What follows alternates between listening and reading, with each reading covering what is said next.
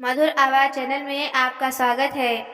हमारी आज की कहानी है ये माँ लाचार नहीं। रसोई घर में स्वादिष्ट पकवान बन रहे थे और पूरा घर खाने की खुशबू से महक रहा था, जिसके कारण कमरे में बैठी हुई जानकी जी की भूख और भी तेज हो गई। लेकिन उन्हें मालूम था कि उनके भाग्य में केवल झूठे बर्तनों का ढेर ही आएगा, क्योंकि आज उनकी बहू फिर से यूट्यूब वाली डिश बना रही थी। दरअसल उनकी बहू सरिता ने अपनी सहेली की देखा देखी यूट्यूब पर एक कुकिंग चैनल शुरू किया था।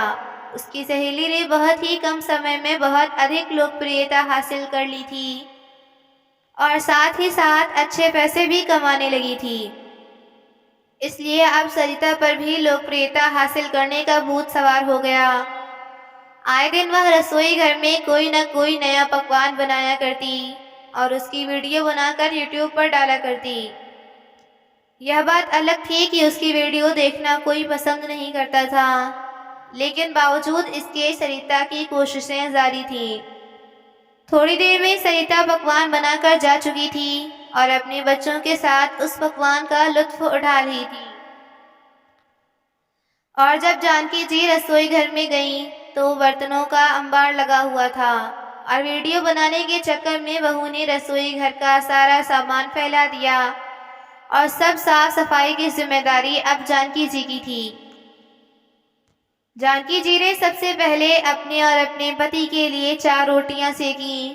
सब्जी का कुकर तो खाली था, इसलिए पिछली रात की बची दाल से ही काम चला लिया और उसके बाद किसी काम वाली बाई की तरह साफ सफाई में जुट गईं। रसोई का काम निपटाने के बाद जब जानकी जी अपने कमरे में आईं, तो देखा उनके पति दयाशंकर जी सो चुके थे।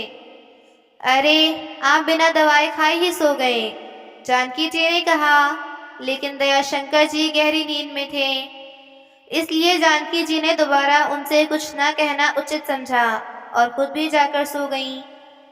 दरअसल 1 वर्ष पहले दयाशंकर जी को लकवा की बीमारी ने अपने चपेट में ले लिया था।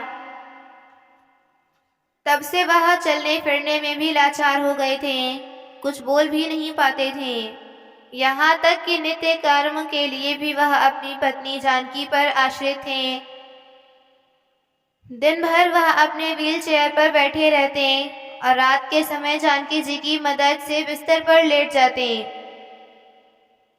सारा दिन यह सब काम करते करते जानकी जी की हालत बुरी हो जाती, लेकिन बेटा बहू को उनसे कोई सरोकार ही न था। वे तो बस अपने ही दुनिया में मस्त थे। परंतु अगले दिन सुबह सुबह ही दयाशंकर जी के कराहने की आवाज आने लगी, तो जानकी जी ने उनकी ओर देखा। दयाशंकर जी अपना पेट पकड़कर जोर जोर से कराह रहे थे और फिर अचानक ही उन्हें उल्टी हो गई।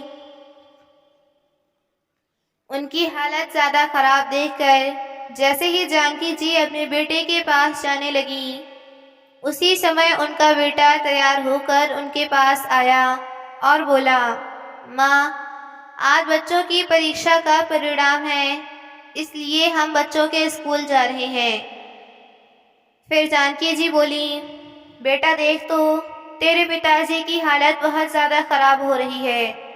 सुबह से 2 बार उल्टी कर चुके हैं और पेट में दर्द भी बहुत है। जानकी जी ने कहा। इससे पहले कि उनका बेटा कुछ बोलता, बहू सरिता तपाक से बोली, इस उम्र में जीभ के स्वाद पर लगाम नहीं रखेंगे तो ऐसा ही होगा। अरे, दिन में 4 बार तो चाय पीते हैं, अब एसिडिटी नहीं होगी तो और क्या होगा। बहू की इस बात पर जानकी जी हैरान रह गईं और सोचने लगी कि जब खाने में ताजी सब्जी ना मिले और बासी दाल खानी पड़े तो तबीयत तो बिगड़ेगी ही ना। लेकिन बहू के सामने यह सब बातें बोलने की उनमें हिम्मत नहीं थी। तभी उनका बेटा बोला, अरे माँ, 1-2 बार उल्टी हो भी गई तो इसमें परेशानी वाली क्या बात है, थोड़ी देर में ठीक हो जाएंगे बाबूजी।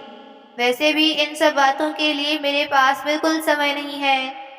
ऐसा कहकर विनोद अपनी पत्नी और बच्चों को लेकर निकल गया, लेकिन जानकी जी अपने पति को ऐसी हालत में नहीं देख पा रही थी। बटुआ खोलकर देखा तो उसमें 50 रुपए पड़े थे। वह जल्दी से घर से बाहर निकली और पास की ही एक कॉस्मेटिक की दुकान से उनके लिए उल्टी की दवाई ले आई। अब दयाशंकर जी की तबीयत थोड़ी संभल गई थी, लेकिन बार बार उल्टियां होने के कारण दयाशंकर जी के सभी जोड़ी कपड़े गंदे हो गए थे। लेकिन इतनी ठंड में हाथ से कपड़े धोने का सोचकर ही जानकी जी को कपकपी छूटने लगी। बाहर धूप भी नहीं थी, मशीन से कपड़े धोना और सुखाना आसान हो जाएगा। यह सोचकर उन्होंने मशीन में कपड़े धोने डाल दिए। लेकिन कुछ समय बाद जैसे ही उनकी बहू घर आई तो उन्हें अपनी मशीन में कपड़े धोते देख आप बबूला हो गई। आपकी यह मजाल कि मेरी मशीन में अपने बाबूजी के गंदे कपड़े डाल दिए। ऐसा कहते हुए उसने तुरंत स्विच ऑफ किया और सारे कपड़े निकालकर जानकी जी की ओर दे मारा और कड़कती आवाज में बोली, आइंदा मेरे मायके से आई इस मशीन को हाथ भी लगाया तो मुझसे बुरा कोई नहीं होगा। बहू के व्यवहार पर जानकी जी हैरान रह गईं। वह एक मूर्ति की तरह अपनी बहू को देखती जा रही थी। लेकिन इससे ज्यादा हैरानी की बात उनके लिए यह थी कि उनके बेटे के सामने उनकी बहू उनकी इतनी बेइज्जती कर रही थी और वह केवल मूक दर्शक बनकर खड़ा था। इतना अपमान झेलकर उनकी आंखों से आंसुओं की धारा बहने लगी। फिर किसी तरह जानकी जी ने खुद को संभाला और हड्डियां गला देने वाली सर्दी में ठंड से पानी से कपड़े धोने लगी। कपड़े भी इतने थे कि धोते धोते उनकी कमर अकड़ गई और सर्दी ने उनका हाल बेहाल कर दिया था। जैसे तैसे यह काम निपटा कर वह अपने कमरे में चली गईं और बदहवास होकर बिस्तर पर लेट गईं। इतनी ज्यादा थक गई थी कि नींद कब आई पता ही न चला। जानकी जी की कमर अकड़ने के कारण उन्हें बहुत ज्यादा दर्द हो रहा था। एक और दो दिन भर लगातार काम करते करते जानकी जी का शरीर कमजोर होता जा रहा था। उनके हाथ पैरों में शक्ति ही नहीं थी। तो दूसरी ओर सरिता हमेशा नए नए पकवान बनाकर बर्तनों का अंबार लगाकर रखती थी। इतना काम करने के बावजूद भी सरिता जी हर बात पर उन्हें जलील किया करती। नींद खुली तो जानकी जी की नजर घड़ी की ओर गई। 12 बज चुके थे। उसी समय उन्हें ख्याल आया कि अभी तक उन्होंने और उनके पति ने सुबह का नाश्ता भी नहीं किया था। कमजोरी के कारण दयाशंकर जी वापस सो चुके थे। उठकर कुछ हल्का फुल्का नाश्ता बना लेती हूँ। अभी जानकी जी यह सोच ही रही थी कि उसी समय एक कड़कती हुई आवाज उनके कानों में पड़ी। अच्छा, यहाँ आप आराम फरमा रही हैं और वहाँ पूरी रसोई के बर्तन सिंक में पड़े हैं, उन्हें कौन साफ करेगा? जल्दी जल्दी उठिए और हाथ चलाइए, बहुत काम बाकी है। लेकिन बहू, अभी तक तो हमने नाश्ता भी नहीं किया। मुझे तेरे बाबूजी के लिए खिचड़ी बनानी है, उसके बाद मैं बर्तन साफ कर दूंगी। अरे, यह कौन सा समय है नाश्ता बनाने का? अब मेरा वीडियो बनाने का समय है। जल्दी उठो और जितना कहा गया है उतना ही करो। ऐसा कहकर सरिता पैर पटकते हुए चली गई। बेचारी जानकी जी मरती क्या न क्या करती। आखिर अपने कमर के दर्द को भूलकर जल्दी से बर्तन धोने लगी। आज उनकी मन की पीड़ा असहनीय हो चुकी थी।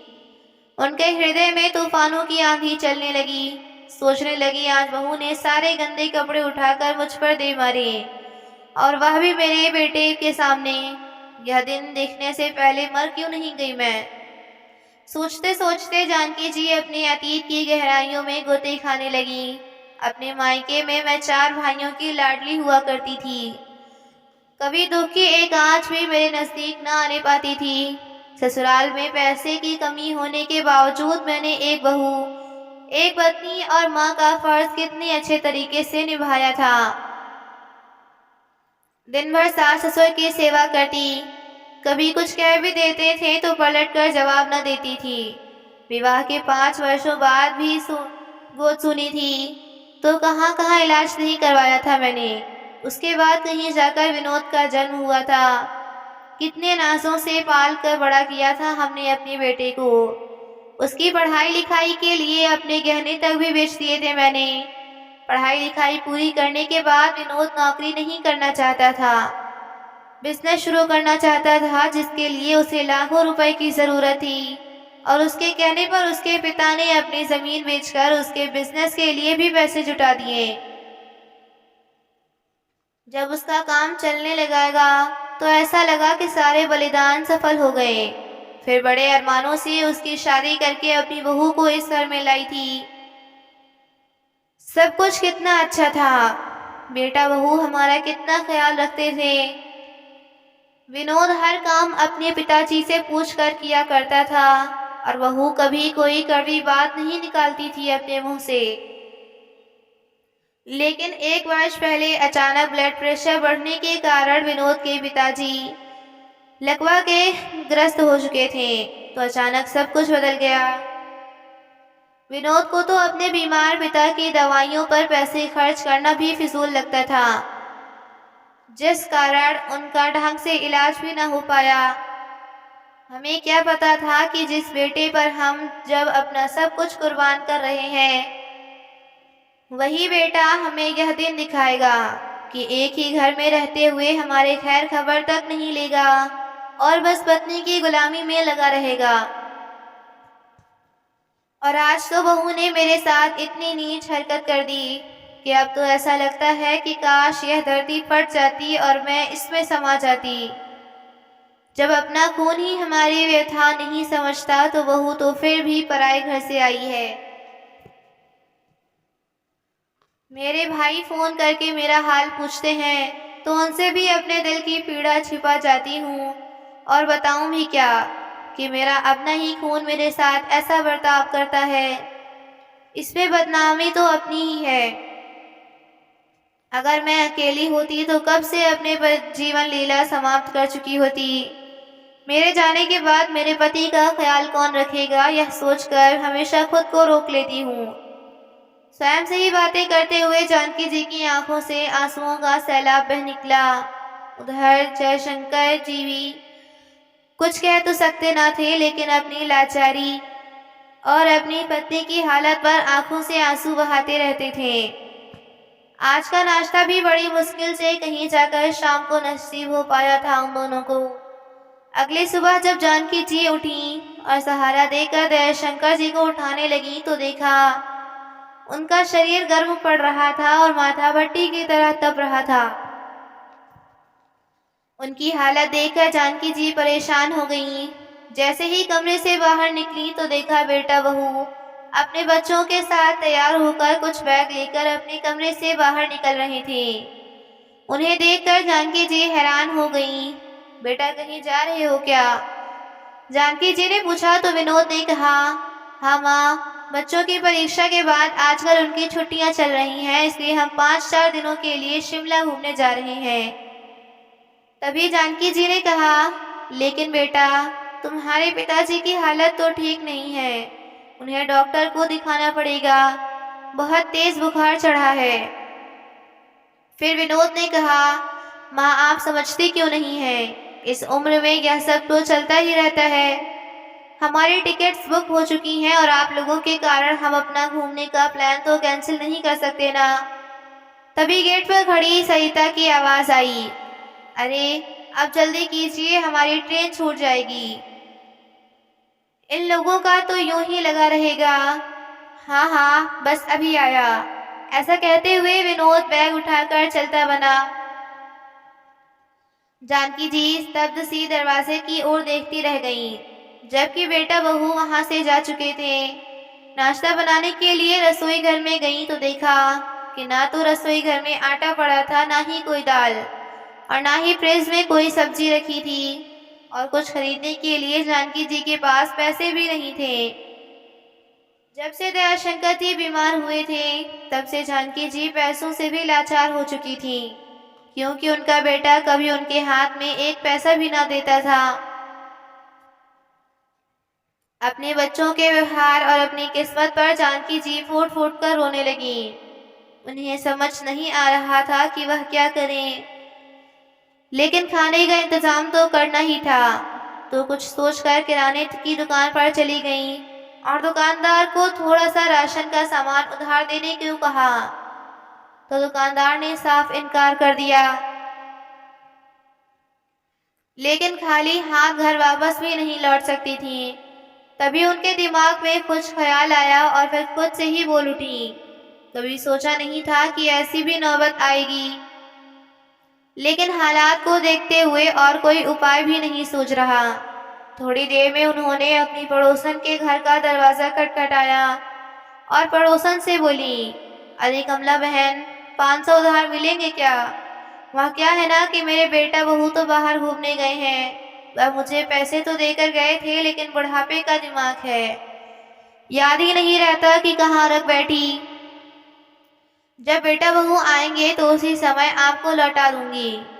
कोई बात नहीं जानकी बहन, लौटाने की जल्दी मत करना। जब सहूलियत हो तो बेटा दे देना, तो लौटा देना। ऐसा कहते हुए कमला ने उन्हें 500 रुपये पकड़ा दिए। तब कहीं जाकर वह खाना पकाने के लिए कुछ राशन का सामान जुटा पाई और दयाशंकर जी के लिए बुखार की दवाई भी खरीद कर ले आई। घर पहुंचकर जल्दी जल्दी से खाना बनाया और बीमार पति को खिलाया। लेकिन जब स्वयं भोजन करने बैठी तो पहला निवाला मुंह में लेते ही जोर जोर से रोने लगी।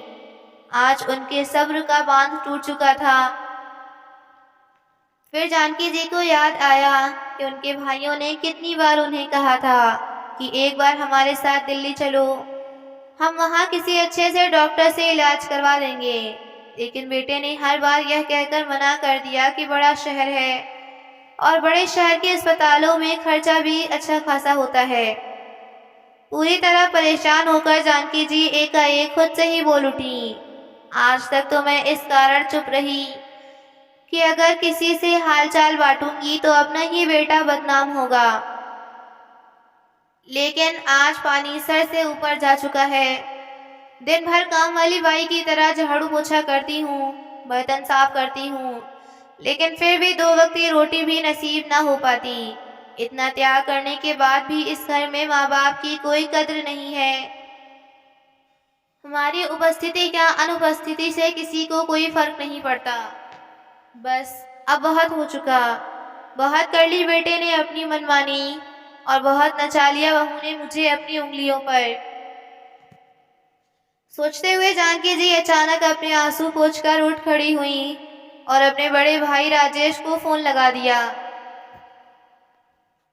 फोन पर अपने पति दयाशंकर जी की हालत के बारे में बताया तो भाई ने कहा, आज ही हमारे साथ दिल्ली चलोगी? आप दोनों को हम अपनी गाड़ी में ही बिठा कर ले चलेंगे। यहाँ मेरी पहचान का एक बहुत अच्छा डॉक्टर है, जीजा जी का इलाज वहीं से करवाएंगे। किसी तरह की कोई तकलीफ नहीं होगी। भाई से बात करने के बाद जानकी जी अपने और अपने पति के कपड़ों का बैग तैयार करने लगी और साथ में उन्होंने अपने घर के कागजात भी रख लिए। शाम हुई तो दरवाजे पर घंटी बजी। जानकी जी ने दरवाजा खोला तो उनके दोनों बड़े भाई उनके सामने खड़े थे। इतने समय के बाद किसी अपने को अपने सामने देखकर जानकी जी को बहुत खुशी हुई। थोड़ी देर बाद जब सारी पैकिंग करके अपने पति के साथ भाई की गाड़ी में बैठी तो उनके हृदय में अपने घर को देखकर एक भूख सी उठी, क्योंकि जिस दिन से जानकी जी इस घर में बहू बनकर आई थी उस दिन से लेकर आज तक वह कभी ऐसे सामान के साथ अपने मायके नहीं गई। ससुराल की जिम्मेदारियां निभाते हुए कभी ऐसी नौबत ही नहीं आई कि वह रहने के लिए मायके जाए। जाती भी तो एक दिन के भीतर वापस लौट आती थी। जानकी जी के सेवा भाव को देखकर उसके सास ससुर भी कहते थे, हमारी इतनी सेवा करती है, देखना तेरी बहू भी तेरी भरपूर सेवा करेगी। अपने बड़ों की सेवा करना कभी व्यर्थ न जाता है। सोच सोचकर जानकी जी की आंखें फिर से भर आईं। फिर मन ही मन बोली, न जाने कौन से जन्म में ऐसे बुरे कर्म किए थे जो मेरे नसीब में ऐसे बेटे बहू लिख दिए थे भगवान ने। लेकिन बच्चों के ऐसे रवैये से अब उनकी सहन शक्ति समाप्त हो चुकी थी। मन में बहुत कुछ चल रहा था, लेकिन ठोस कदम उठाना जरूरी भी था। घर से निकलने से पहले उन्होंने पड़ोसियों को दिल्ली जाने के बारे में बता दिया था। अपने मन को समझाते हुए वह पति के साथ अपने भाई के घर दिल्ली आ गईं। जानकी जी के चारों भाई एक बड़े से घर में एक साथ रहा करते थे। सबके बच्चों की शादियां हो चुकी थीं। जानकी जी और दया शंकर जी के घर में जाते ही भाभियां अपनी नंद को देखकर बहुत प्रसन्न हो गईं और घर की बहुएं उनकी आवभगत में लग गई थीं। दीदी, आप इतने समय बाद आई हैं, आपको देखकर आज मन खुश हो गया। ऐसा कहते हुए उन्हें सोफे पर बिठाया, लेकिन जानकी जी अभी तक अपने विचारों में गुम थीं। उन्हें इस तरह परेशान देखकर उनके दूसरे भाई पूछने लगे, क्या हुआ दीदी, आप कुछ परेशान लग रहे हैं। अरे नहीं नहीं, ऐसी कोई बात नहीं है। दरअसल तुम्हारे जीजा जी बीमार रहते हैं ना, तो उनकी सेहत को लेकर ही थोड़ी चिंतित रहती हूँ। ऐसा कहकर उन्होंने बात को टाल दिया। रात को सबने मिलजुल कर भोजन किया। आज बहुत समय बाद जानकी जी और दया शंकर जी ने सुकून और इत्मीनान के साथ खाना खाया था। सब लोग एक साथ बैठे हुए अपने बचपन की बातों को याद करके हंस रहे थे। सबके साथ बैठकर जानकी जी आज खुलकर हंस रही थी, लेकिन रह रहकर उनके मन को उनकी बहू का व्यवहार कचोटने लगता और वही दृश्य बार बार उनके मानस पलट पर उभरने लगता, जब उनकी बहू ने गंदे कपड़े उठाकर उन पर दे मारे थे। बहू की तीखी बातें रह रहकर उनके दिल पर न जाने कितने बार वार कर रही थी। रात को आरामदायक बिस्तर पर भी उन्हें नींद नहीं आ रही थी। करवटें बदलते बदलते सारी रात बीत गई। सुबह कहीं जाकर उन्हें थोड़ी सी नींद आई। अगले दिन राजेश जी जया शंकर जी को लेकर दिल्ली के एक बहुत बड़े अस्पताल में गए। वहां के डॉक्टर से उनकी अच्छी जान पहचान थी, तो नंबर भी तुरंत आ गया। पूरी जांच और टेस्ट करवाने के बाद डॉक्टर ने उसी दिन से इलाज शुरू कर दिया था। 5 दिन बीत चुके थे। सब लोग जानकी जी और दया शंकर जी का अच्छे से ख्याल रख रहे थे। उधर बेटा बहू जब 5 दिनों बाद वापस घर लौटे तो देखा घर में कोई भी ना था। आखिर माँ पिताजी कहाँ चले गए। विनोद हैरान होते हुए बोला। तभी सरिता बोली, अरे और कहाँ जाएंगे, आपके पिताजी को बाहर निकलने का मन होगा तो माँ जी उन्हें व्हील चेयर पर घुमाने ले गई होंगी, थोड़ी देर तक वापस आ जाएंगे। लेकिन जब काफी देर तक कोई नहीं आया तो विनोद के मन में शंकाएं घेरने लगी। कहीं पिताजी की तबीयत ज्यादा खराब तो नहीं हो गई। ऐसा सोचते हुए जब उसने आस पड़ोस में पूछा तो पड़ोसियों ने बताया कि उनके भाई दिल्ली से अपनी गाड़ी में आए थे और वह दोनों उनके साथ ही चले गए। चलो कुछ दिनों के लिए उनसे छुटकारा मिला। ऐसा सोचते हुए बेटा बहू ने एक सुकून की सांस ली। अब जानकी जी और दया शंकर जी को दिल्ली आए 15 दिन हो चुके थे और जैसे तैसे दिन बीत रहे थे वैसे वैसे ही दया शंकर जी की हालत में भी सुधार आने लगा था। अब वह थोड़ा थोड़ा बोलने लगे थे और उनके शरीर के अंग भी थोड़ा काम करने लग गए थे। यह देखकर जानकी जी को थोड़ी तसल्ली हुई, परंतु यहाँ रहते हुए जानकी जी अंदर ही अंदर घुट रही थी। कभी बैठे बैठे हुए आंखों से आंसू बहने लगते और सोचने लगती, आखिर भाइयों के घर भी कब तक बोझ बनकर रहूंगी। भाभियां मेरे बारे में क्या सोचेंगी। राजेश जी अपनी बहन जानकी को बड़े करीब से जानते थे। एक दिन उन्हें उदास बैठे देख उनके पास आए और उनकी ओर गौर से देखते हुए बोले, जानकी, तुम्हारा हंसता खिलखिलाता चेहरा कितना मुरझा सा गया है। मुझे मालूम है कि कोई बहुत बड़ी परेशानी तुम्हें अंदर ही अंदर खाए जा रही है। अपने भाई को नहीं बताओगी। तभी जानकी जी उनके कंधे पर सर रखकर रोने लगी और बोली, क्या बताऊं भैया, मुझ पर क्या बीत रही है। अरे पागल, हम लोग किस लिए हैं, तेरे भाई अभी जिंदा हैं। राजेश जी ने कहा तो जानकी जी ने सारी बात उन्हें कह सुनाई। जानकी, इतनी बड़ी बात हो गई और तूने हमें बताया तक नहीं। इतना पराया समझ लिया था अपने भाइयों को। खैर, देर आए दुरुस्त आए। अब तुझे फिक्र करने की कोई ज़रूरत नहीं है। तेरे भाई सब कुछ संभाल लेंगे। ऐसा कहते हुए उन्होंने अपने बहन को हौसला दिया। फिर जानकी जी ने उन्हें अपने घर के कागज दिखाए। राजेश जी का बड़ा बेटा एक बहुत बड़ा वकील था, इसलिए उन्होंने इस बारे में अपने बेटे के साथ बैठकर विचार विमर्श किया। कुछ दिन और बीते तो विनोद और उसकी पत्नी सरिता भी मामा जी के घर आ पहुंचे। विनोद गुस्से में अपनी माँ से बोला, माँ, आप लोग हमारे साथ ऐसा कैसे कर सकते हैं? क्या कोई अपने बेटा बहू पर भी केस करता है? और ऊपर से घर खाली करने के लिए भी आपने हमारे पास नोटिस भेज दिया। फिर सरिता बोली, अरे माँ बाप अपने बच्चों के लिए जो कुछ भी करते हैं वह तो उनका फर्ज होता है। अब अगर हमने अपने बच्चों पर पैसा खर्च कर रहे हैं तो इसका मतलब यह तो नहीं कि उनके बड़े होने पर हम उन पर केस करके उनसे वह पैसा वापस लेंगे। फिर विनोद बोला, माँ, यह कदम उठाकर आपने अच्छा नहीं किया। सारा समाज आप पर थू थू करेगा। फिर जानकी जी, जो अभी तक अपने बेटे बहू की बातें सुन रही थी, अचानक चुप्पी तोड़ते हुए बोली, हाँ बेटा, यह बात तो तुमने सही कही, बदनामी तो होगी, लेकिन मेरी नहीं तुम्हारी बदनामी होगी। तुम शायद यह भूल रहे हो कि तुम्हारी माँ होने से पहले मैं एक पत्नी हूँ। अपने बेटे होने का फर्ज तुम तो भूल चुके हो।